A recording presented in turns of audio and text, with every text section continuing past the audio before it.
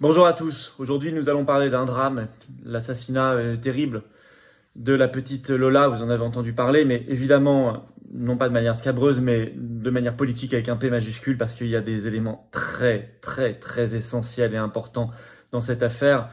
Vous allez voir qu'on va même parler derrière de tout cela, de l'Union européenne, de la CEDH. Il faut en parler.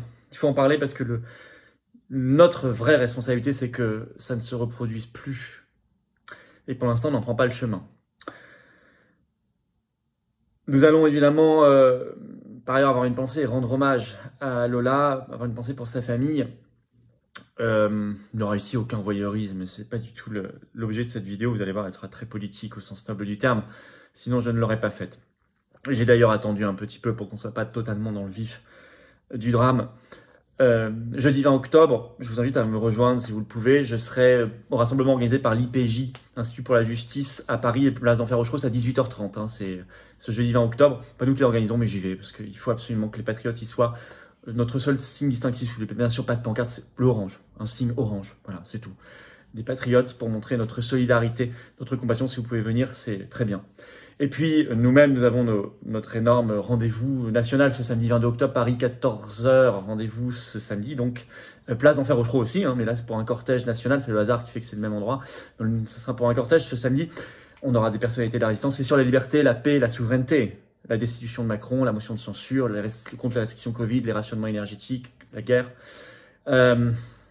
Et nous aurons aussi une pensée, un hommage, nous ferons hommage aussi nous rendrons hommage à Lola. Bien évidemment, également à cette occasion, je vous invite à venir très nombreux avec des drapeaux français ce samedi. Ce jeudi, je devais être en Corse dans le cadre de mon Tour de France de la Résistance. Je remercie nos adhérents corse d'avoir bien voulu comprendre. Je vais tout de suite recaler un rendez-vous pour venir vous voir. Mais j'ai dû,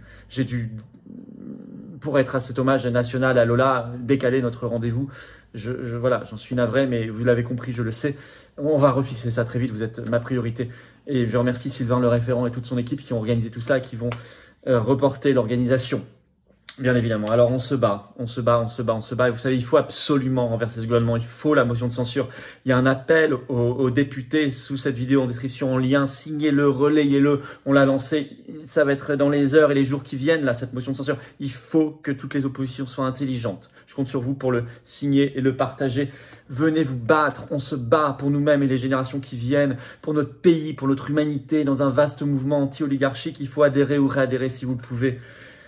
Voilà, c'est comme ça qu'on s'en sortira. C'est en étant nombreux, unis. Moi, je veux me battre à vos côtés. Soyez pas seuls, soyez pas isolés. Soyons pas seuls ni isolés. Soyons ensemble en métropole, outre-mer, à l'étranger. Vous rencontrerez des gens formidables qui pensent comme vous en devenant adhérents ou réadhérents après un an. L'adhésion dure un an. Le lien pour adhérer ou réadhérer, c'est le premier lien sous la vidéo en description. Également, commentaire épinglé dans les dernières secondes de cette vidéo en cliquant directement sur votre écran. Sous la vidéo en description, deuxième lien pour faire un don de soutien aux patriotes vital. 22 octobre, on l'organise nous-mêmes. Ça coûte très cher. On n'a pas un centime de financement public cette année. Bravo donc aux donateurs, aux réadhérents. Bienvenue aux nouveaux patriotes adhérents. Tout ça est défiscalisé aux 2/3 pour vous. Alors, on va parler, et c'est assez dur comme sujet, de l'assassinat abominable de la petite Lola, 12 ans. Je vous demanderai bien sûr, mais je sais que vous le ferez dans les commentaires de cette vidéo, particulièrement aujourd'hui, beaucoup de décence, de respect dans les mots que vous utiliserez. Je l'ai dit, il y aura l'hommage organisé par l'IPJ, pas par nous, mais j'irai bien sûr ce jeudi. Et puis nous rendrons hommage samedi également.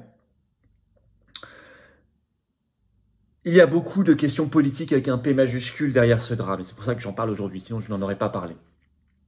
Ce n'est pas simplement un horrible fait divers, c'est vraiment un sujet politique. Alors Lola, d'abord les faits très rapidement, vous savez, elle a été retrouvée morte, assassinée dans une malle à Paris. Ses parents sont gardiens d'immeuble dans le 19e arrondissement. C'était le 14 octobre.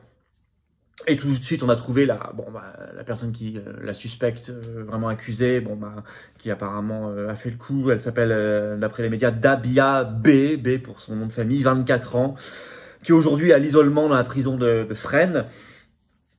Alors, il y a eu des actes donc l'assassinat de Lola, avec des actes de cruauté, de torture, de sévices sexuels, de l'horreur totale, le calvaire. Bon, je vais pas rentrer dans le détail, vous avez peut-être lu ça dans la presse, c'est vraiment épouvantable. On pense très fort à ses parents, à ses camarades et à ses proches. Alors, c'est quand même un drame de l'enfance et ça n'a pas été beaucoup dit, ça. Je pense en particulier ici à tout le travail de lanceurs d'alerte, de combattants pour la protection de l'enfance, par exemple Carl Zéro, leurs travaux sont pas, leurs cris d'alerte sont pas assez pris en compte. J'en avais déjà parlé pendant la présidentielle. J'ai trouvé les chiffres officiels du ministère de l'Intérieur. En 2021, il y a eu 43 870 disparitions de mineurs en France et c'est en hausse. Ça recouvre plein de réalités différentes, mais enfin, c'est un sujet, la protection de l'enfance, qui est vraiment mis de côté. Et ça n'est plus possible, on y reviendra. Deuxièmement, ce qui est choquant aussi, c'est quand même largement, pendant plusieurs jours, le mutisme, le silence des autorités gouvernementales en France sur ce drame, alors que ça a créé de l'émotion dans tout le pays.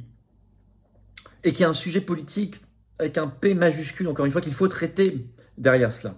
Je rappelle quand même que par exemple, ce 17 octobre, Macron a tweeté sur le ballon d'or de football, sur le bonus écologique, sur les événements à Paris il y a 61 ans, le cas des événements d'Algérie. Bon.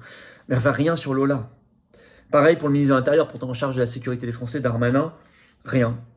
Jusqu'à ce qu'il ne s'exprime sur le sujet sur RTL ce 18 octobre, et encore il s'exprime pour dénoncer la récupération politique soi-disant faite par les autres. Même pas sur le fond du sujet. Quasiment pas. Et puis ce 18 octobre, on a appris finalement, s'est exprimé à l'Assemblée nationale par le Premier ministre Elisabeth Borne, que Macron, ce 18 octobre le matin, a reçu les parents de Lola à l'Élysée. Bon. Mais c'était pas du tout exprimé avant. Il l'a fait manifestement sous pression. Alors pourtant, il y a un vrai sujet. Je l'ai dit, protection de l'enfance. 2, le profil de la tueuse, présumée.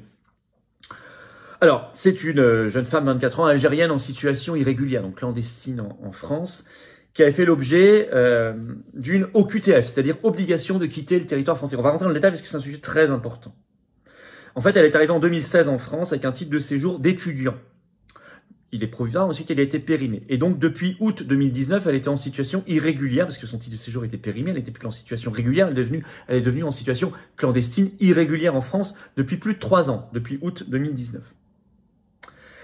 Et pourtant, Darmanin, sur RTL ce 18 octobre, nous dit « il n'y a pas de problème », je cite, « elle a fait l'objet d'une OQTF depuis à peine 1 mois ».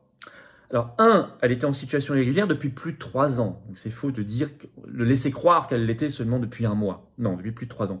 2, effectivement, il y a une OQTF qui lui a été délivrée, signifiée, on le sait par CNews ce 18 octobre, par la police de l'air et des frontières d'Orly, l'aéroport, lors d'un contrôle le 21 août 2022. Donc, c'est pas tout à fait depuis à peine 1 mois, c'est plutôt 2 mois. 2 mois, là. Aujourd'hui, on est le 19 octobre, 21 août, ça fait plutôt 2 mois qu'1 mois. Et en plus, elle ne lui a pas été notifiée réellement, donc elle n'a même pas de valeur légale. Elle n'a, je cite CNews, l'analyse, aucune valeur administrative et juridique parce que ça n'a pas été fait dans les règles de l'art. Et par ailleurs, Darmanin semble dire, c'est pas grave, ça fait à peine 1 mois. Oui, mais attendez, justement, la loi française prévoit normalement c'est écrit sur le site service-public.fr, vous pourrez aller voir, c'est officiel, je cite, l'OQTF vous oblige à quitter la France par vos propres moyens dans un délai de 30 jours. Donc 21 août, 30 jours, si en plus ça lui a été mal délivré, bon, mais même si ça avait été bien délivré, si ça avait été correctement délivré, 21 août plus 30 jours, on a déjà largement dépassé le délai. Donc il y a un problème, et en plus elle est clandestine depuis plus de 3 ans, enfin il y a 1000 problèmes. Il y a énormément de dysfonctionnements. Donc il faut arrêter de mettre la poussière sous le tapis en disant il n'y a pas de sujet, regardez ailleurs, on passe à autre chose. Non, on passe pas à autre chose, c'est trop grave. Et il y a trop de sujets. La protection de l'enfance, ce sujet de l'OQTF. Mais plus généralement, on sait que le taux d'exécution des OQTF en France chute, est très faible et en plus est en chute libre. Je prends les chiffres du ministère de l'Intérieur officiel. Les derniers qu'on ait, c'est le premier semestre 2021, le taux d'exécution était très faible, de 5,6%. Seulement 5,6% des OQTF sont exécutés en France. Donc près de 95% ne le sont pas. Ce taux baisse en plus. C'était sur l'année entière, en 2020, 6,9%. En 2019, c'était 12%. En 2015, c'était 17%. En 2012, c'était 22,3%. Enfin bon, ça a varié parce qu'en 2011, par contre, c'était 16,7%. Donc au maximum, on a atteint ces dernières années 22% et on est descendu à 5% aujourd'hui. Mais vous voyez, ça n'a jamais dépassé 22%. Donc c'est-à-dire quand même 78% non exécutés au mieux. Donc c'est faible et en plus, il y a une baisse structurelle. Pourquoi? Alors là, il va falloir parler de sujet de fond. Et vous l'entendrez peut-être presque pas ailleurs que sur cette chaîne. Mais je suis désolé, moi j'aborde les sujets de fond. Je rappelle quand même que Macron, en 2019, avait promis un taux d'exécution des OQTF pour 2022, pour la fin de son premier mandat, à 100%. Or, 2022, 5%. Premier sujet, très important, manque de volonté politique, mais application du droit de l'Union européenne et de la Cour européenne des droits de l'homme.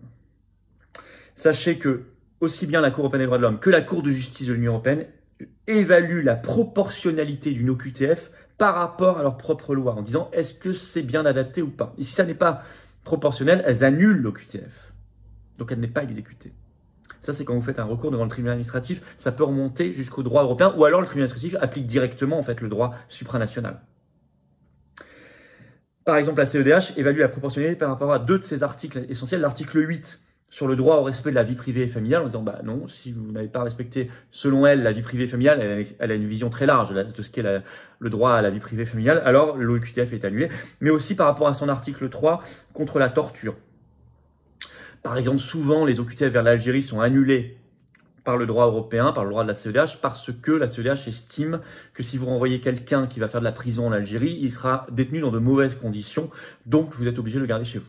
Y compris, ça a été appliqué pour des gens qui avaient été condamnés en France pour actes de terrorisme. On n'a pas eu le droit de renvoyer. La CJUE, la Cour de justice de l'Union européenne, autre droit supranational, a à peu près la même lecture, notamment sur sur le droit à la vie privée et familiale. Et en plus, dans le droit de l'Union européenne, s'applique maintenant la directive Retour du 16 décembre 2008, qui a en fait protégé davantage les personnes qui subissent une OQTF. Donc vous voyez, il y a tout un verrou supranational qui va contre la sécurité, l'état de droit et je dirais le bon sens. Et la protection de l'enfance y compris. Car oui, si cette OQTF avait été appliquée, le drame de Lola n'aurait pas eu lieu. Il faut parler aussi clairement. Et ça, c'est pas de la récupération, ce sont des faits que nous avons le devoir de traiter. Deux, autre cause de la très faible exécution des OQTF, manque de personnel pour les faire appliquer, tout simplement. Donc, au lieu de mettre du personnel pour aller contrôler les QR codes sur les terrasses, ou vérifier les masques, ou maintenant aller faire la police des températures dans les appartements pour vérifier le chauffage à 19 degrés ou pas, ou vérifier que les commerces ont bien fermé leurs portes quand il y a la clim ou je ne sais quoi, on ferait mieux de mettre du personnel là où il est nécessaire pour protéger les gens, les Français et l'enfance. Deux, il y a surpopulation dans les centres de rétention, qui sont pas assez nombreux, parce que si au bout de 30 jours, vous n'êtes pas parti de vos propres moyens, on peut vous mettre, soit on peut vous assigner à domicile, ou vous mettre en centre de rétention, mais s'il n'y a plus de place, on vous met nulle part, et ça n'est pas appliqué. Par ailleurs, autre énorme problème, si vous n'avez plus vos papiers d'identité, par exemple, vous détruisez vous-même votre passeport, ce qui arrive très souvent, alors que vous êtes sous le coup d'une OQTF, votre passeport disparaît, on ne peut plus prouver votre nationalité, donc on ne sait plus vers quel pays d'origine, votre pays, vous reconduire. Alors, on suppose, ceci dit, on a des éléments qui laissent très fortement penser que vous venez de tel ou tel pays, mais il faut un laissez-passer consulaire de ce pays d'origine pour que vous puissiez y retourner.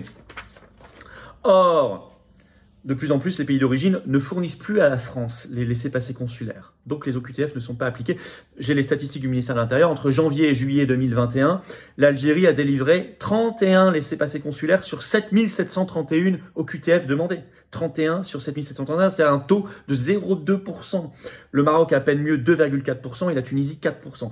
Ça n'a pas toujours été le cas. En 2008, c'était 48,4% pour l'Algérie, 30% pour la Tunisie, 42% pour le Maroc.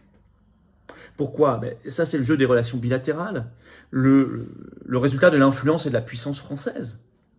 Il faut être capable de négocier, d'être respecté, respectable. L'est-on en étant laqué, en étant soumis, en étant dans la repentance, en étant... Non, on ne peut pas. C'est bien ce qu'on voit.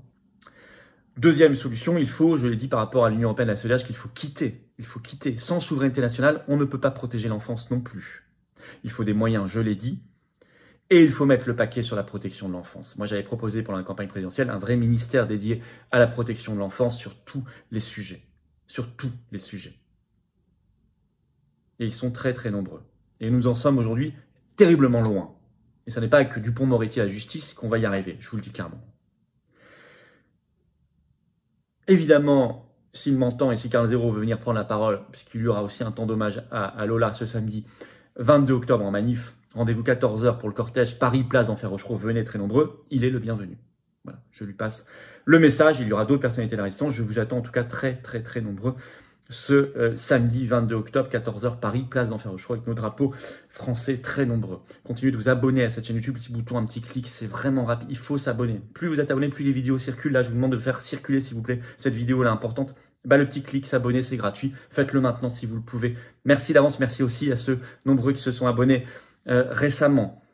N'oubliez pas, pression sur les députés pour qu'ils votent la motion de censure. C'est un lien sous la vidéo en description à signer et à relayer autour de vous et venez vous battre. Battons-nous pour l'enfance, pour tout le monde, pour la France, pour l'humanité, aux patriotes, en adhérant ou en réadhérant si vous avez adhéré il y a plus d'1 an.